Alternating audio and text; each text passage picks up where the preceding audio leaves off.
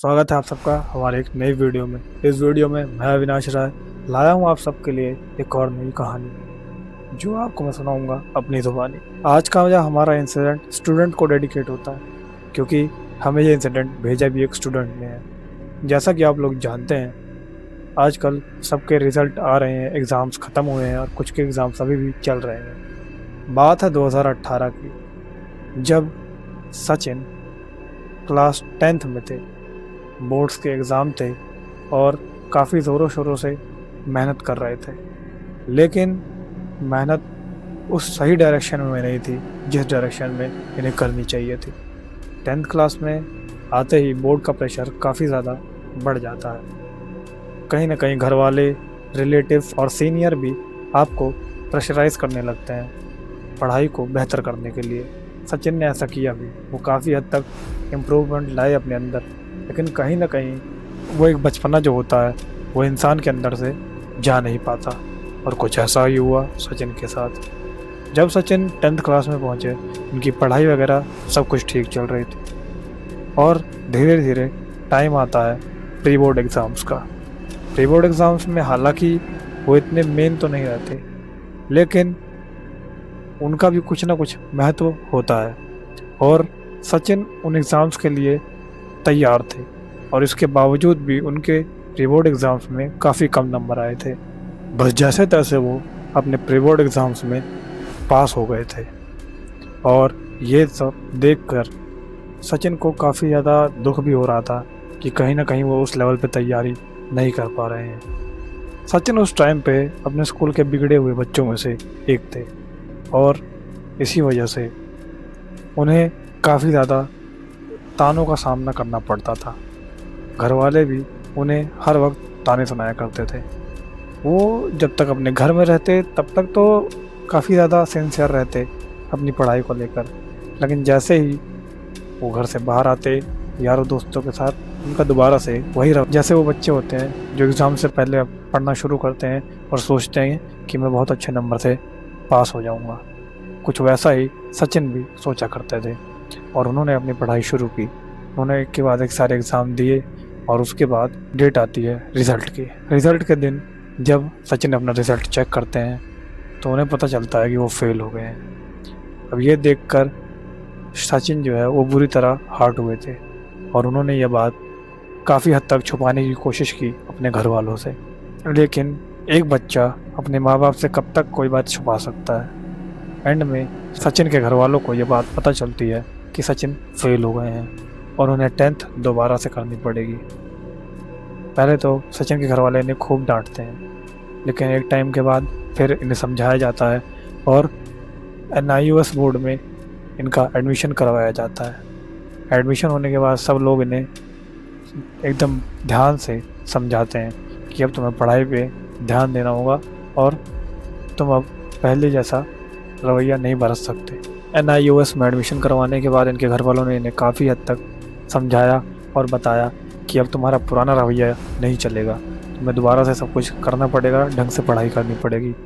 वैसे तो तुम अब उम्मीद खो ही चुके हो, लेकिन NIOS या फिर यूँ कहें ओपन स्कूलिंग डूबते को तिनके का सहारा जैसा कुछ है। अगर तुमने यहाँ से अच्छे मार्क्स से पास आउट ले लिया तब तुम कहीं सही जगह लग सकते हो। अब सचिन को भी ये बातें समझ में आई, लेकिन कहीं ना कहीं सचिन अपने फेल होने से काफ़ी ज़्यादा डिसअपॉइंट थे और उन्हें पता था कि वो जितना ही पढ़े हैं, इतना तो पढ़े हैं कि अच्छे नंबर बेशक ना आए पर वो पास हो जाए। और इस सब के बावजूद भी जब वो CBSE बोर्ड में पास नहीं हुए थे तो उन्हें काफ़ी ज़्यादा दुख हो रहा था और वो कुछ करने की सोचते हैं और कुछ नया करने की ठानते हैं और वो अपने दोस्तों से बातचीत करते हैं और तभी उन्हें एक बाबा के बारे में पता लगता है। सचिन के दोस्त ने उन्हें बताया कि एक बाबा हैं यहाँ से कुछ किलोमीटर दूर और उनके पास अगर हम जाएं तो वो हमें कुछ ऐसा दे सकते हैं जिससे हमें पेपर में याद करने की ज़रूरत ही ना पड़े। अब ये सुन के पहले तो सचिन को यकीन ही नहीं होता, लेकिन जब उन्हें याद आता है कि ये सब चीज़ें एक बाबा दे रहे हैं तब वो थोड़ा सा सोचते हैं और कहीं ना कहीं ये मानने को तैयार से हो जाते हैं कि हो सकता है ये सच हो। उन्हें लगता है कि शायद कुछ ऐसा होगा जिससे हम कभी कोई चीज़ याद करने के बाद उस मंत्र को बोलते हैं और वो चीज़ हमें दोबारा याद आ जाए। उन्हें ऐसा ही लगा था और वो इस चीज़ को पूरा कंफर्म करने बाबा के पास पहुंचते हैं। और जब सचिन उन बाबा के पास पहुंचते हैं, उनसे बातचीत होती है, तब उनका दोस्त उन बाबा से अकेले में कुछ बात करता है और वो बाबा आकर डायरेक्टली सचिन से बोलते हैं कि तुम हो जिसे कर्ण पिशाचिनी सिद्ध करनी है। इतना सुनकर जो सचिन थे वो थोड़े से कंफ्यूज से हो जाते हैं और वो कंफ्यूज होकर कुछ बोलते उससे पहले बाबा का सामने से रिप्लाई आता है कि एक कर्ण पिशाचिनी ही है जो तुम्हारे कान में तुम्हें चीज़ें बता सकती है। तो अब जो सचिन है वो अपना दिमाग चलाना शुरू करते हैं और उसके बाद वो बाबा से उस टाइम वहाँ से मिलकर निकल जाते हैं। और जब वो घर पहुँचते हैं तब वो थोड़ी सी इंटरनेट पर रिसर्च करते हैं और तब उन्हें कर्ण पिशाचिनी के बारे में पता लगता है। कर्ण पिशाचिनी आखिर होती क्या है? कर्ण पिशाचिनी एक ऐसी एंटिटी है जो आपको वर्तमान, भविष्य और भूतकाल की चीज़ें आपके कान में बताती है और जो भी चीज़ें ये आपके कान में बोलेगी वो सिर्फ आपको ही सुनाई देगी। और ये एक फीमेल एंटिटी होती है। इसे आप माँ, बहन या अपने पार्टनर के रूप में सिद्ध कर सकते हैं।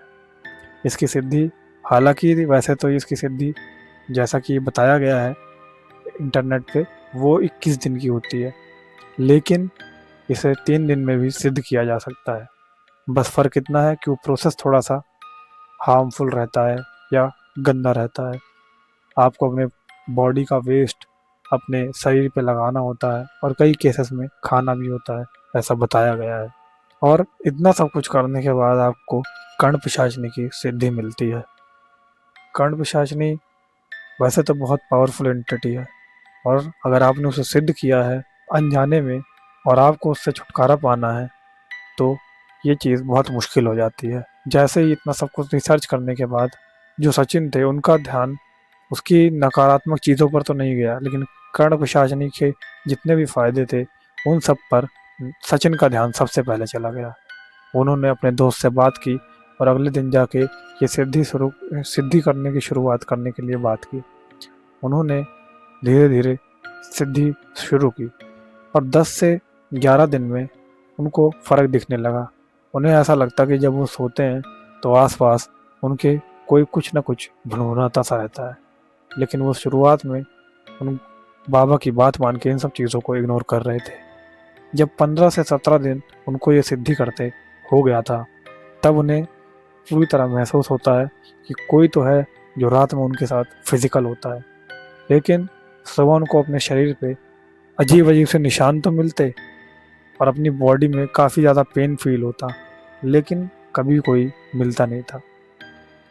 और जब फाइनल डे इन सब चीज़ों का आया, उसके बाद जब सचिन अपने घर में एक दिन पढ़ रहे थे, तभी उनको उनके कान में एक आवाज़ सुनाई दी और उस आवाज़ के सुनते ही सचिन पूरी तरह श्योर हो गए कि जो सिद्धि उन्होंने की थी वो अब उनके काम आएगी। और अब धीरे धीरे वो उस सिद्धि का यूज़ करके चीज़ों को पता करने लगते हैं। और फिर डे आता है फाइनल एग्ज़ाम्स का। वो एग्ज़ाम में बैठते हैं, सब कुछ सही जा रहा होता है और जैसे जैसे वो उस कर्ण पिशाचिनी से सारी चीज़ें पूछते हैं, वो उनको सारी चीज़ें बताती तो है। और उसके बाद जब रिज़ल्ट आता है तो ज़्यादा अच्छे मार्क्स तो नहीं पर ठीक ठाक मार्क्स से सचिन पास भी हो जाते हैं। और पास होने के बाद उन्होंने सोचा कि अब तो इस एंटिटी का कोई काम ही नहीं है मुझे, और उन्होंने उसे लेट इट गो कर दिया। उन्हें लगा कि जब मैं इससे बात नहीं करूँगा या कुछ पूछूंगा नहीं तो ये अपने आप ही चली जाएगी। और ये शायद उनकी सबसे बड़ी गलती थी। उन्होंने उस एंटिटी से बातचीत करना एकदम बंद सी कर दी। और लेकिन कर्ण पिशाच ने उनके साथ इंटीमेट होना थोड़ी छोड़ दी। उन्होंने बताया कि भाई जैसे जैसे मैंने इससे बात करना बंद किया वैसे वैसे वो एंटिटी मेरे ऊपर और ज़्यादा हावी होने लगी और मेरे को यूज़ करने लगी। अब ये चीज़ें देखकर कि सचिन की हालत बहुत ख़राब है, उनके घर वालों को भी काफ़ी ज़्यादा उन पर डाउट होना शुरू हुआ और नॉर्मली वो लोग सचिन को लेकर झाड़ा लगवाने के लिए एक दूसरे बाबा के पास गए। अब बाबा ने वैसे तो सचिन को देखा, उन्हें कुछ भी अब नॉर्मल नहीं लगा, लेकिन जब सचिन बाबा के सामने बैठा वैसे ही बाबा ने सारी चीज़ें उनके घर वालों को बता दी। बाबा ने सचिन को देखते ही बता दिया कि इसने कर्ण पिशाचिनी की सिद्धि कर रखी है। और इतना सुनते ही सचिन थोड़े से डरे, लेकिन फिर वो तैयार हो गए सब कुछ बताने के लिए। और उन्होंने अपने घर वालों को एक एक करके स्टेप बाय स्टेप सारी चीज़ें बता दी। अब ये सारी बातें सुनकर सचिन की मम्मी काफ़ी ज़्यादा परेशान हो गई थी और सचिन के पापा तो उन्हें मारने को हो रहे थे। अब जैसे ही जो सचिन था उन्होंने सारी बातें बाबा को और अपने घर वालों को बताई, तो बाबा ने उधर से बोला कि इस चीज़ का इलाज मेरे पास नहीं है और ये किसी झाड़ फूंक से ठीक नहीं होने वाला। तब तक के लिए मैं इस पे झाड़ा तो लगा दे रहा हूँ, पर ये ठीक रहेगा कि नहीं रहेगा ये मैं नहीं कह सकता। अब सचिन के ऊपर झाड़ा लगाया गया और उन्हें वापस घर भेजा गया। अब सचिन जब घर आए तो रात में उनके साथ ऐसी ऐसी चीज़ें होने लगी जो उन्होंने एक्सपेक्ट ही नहीं की थी। उन्हें ऐसा लग रहा था कि कोई औरत है जो उनके कान में आकर चिल्ला रही है ज़ोर ज़ोर से और रो रही है बार बार। ना उन्हें सोने दे रही है और ना उन्हें जागने दे रही है। सचिन बार बार बाथरूम जाते और अपना सर बाल्टी में डाल देते। उन्हें लगता कि जब वो पानी में सर डाल कर रखेंगे तो आवाज़ें नहीं आएंगी, लेकिन कौन जानता था कि वो आवाज़ें उनके कान में ही नहीं सचिन के दिमाग में भी गूंज रही हैं। अब सचिन धीरे धीरे उस आवाज़ से बहुत ज़्यादा परेशान होने लगे। सचिन जो भी अपने मन में सोचते वो आवाज़ पहले ही उसे उनका जवाब दे देती। वो सारे सवाल जो उस एंटिटी से जुड़े हुए थे या फिर किसी और चीज़ से जुड़े हुए थे, हर सवाल का जवाब वो आवाज़ उन्हें दे देती थी। अब जब सचिन की हालत काफ़ी ज़्यादा वर्स्ट हो गई तब उन्हें एक तांत्रिक के पास ले जाया गया और 7 दिन तक लगातार पूजा होने के बाद सचिन ने उस कर्ण पिशाचिनी से पीछा छुड़ाया। और सचिन ने बताया कि 7 दिन तक डेली मुझे वहाँ जाना होता था और जब भी मैं वहाँ जाता था तो मुझे नहीं पता मेरे साथ क्या होता था। बस मुझे इतना पता है कि जब मैं वहाँ से आता था तो बहुत रिलैक्स फील करता था। जब मैं वहाँ रहता था तो मैं अपने होश में ही नहीं रहता था। और सचिन ने अपनी मम्मी से पूछ के बताया कि आज भी वो एंटिटी लखनऊ के एक पेड़ पे बंधी हुई है और सचिन की इतनी हिम्मत नहीं है कि वो उस पेड़ के आसपास से कभी भी निकले, क्योंकि वो जानते हैं जिस दिन वो दोबारा से उस एंटिटी के या उस पिशाचनी के फेरे में आए शायद वो उनका आखिरी दिन होगा। क्योंकि कर्ण पिशाचनी को एक बार सिद्ध करने के बाद छोड़ना एक बहुत बड़ी बात हो जाती है। ये अपने वादे को तोड़ने जैसा हो जाता है। तो दोस्तों ये था आज का इंसिडेंट। आज का हमारा जो ये इंसिडेंट था इससे हमें यही सीख मिलती है कि शॉर्टकट हमेशा सही नहीं होते। कई बार शॉर्टकट आपकी ज़िंदगी का अंत करवा सकते हैं। अगर आप भी अपना एग्ज़ाम ख़त्म करके रिज़ल्ट का वेट कर रहे हैं तो फेल होने पर वो कभी मत करना जो सचिन ने किया।